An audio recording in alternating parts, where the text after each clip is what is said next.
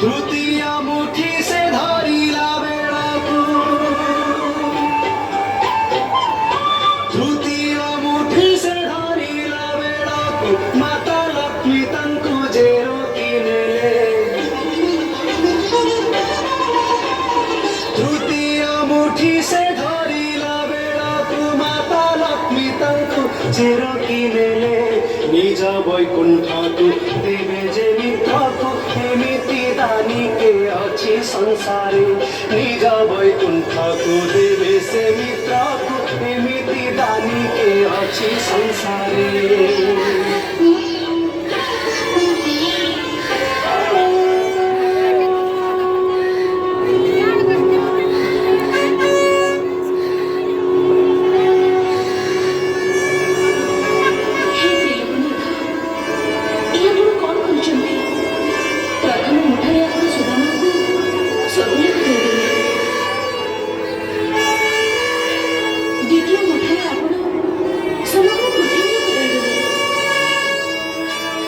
तृतीय मुठा खाई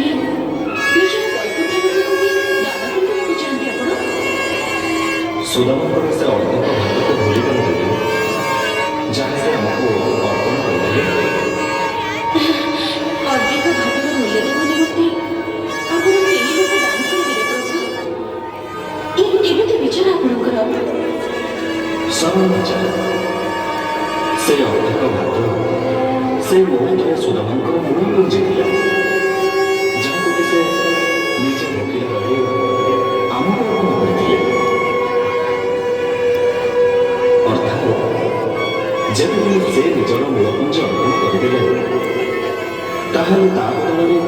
ଆମକୁ ବି ନିଜର ସମସ୍ତ ସମ୍ପତ୍ତି ସୁଦାମାଙ୍କୁ ଭିଡ଼ିଦେଲେ ଉଚିତ ହେବ ତାହେଲେ ତ ବିଚାର ସମାନ ହେବ ନା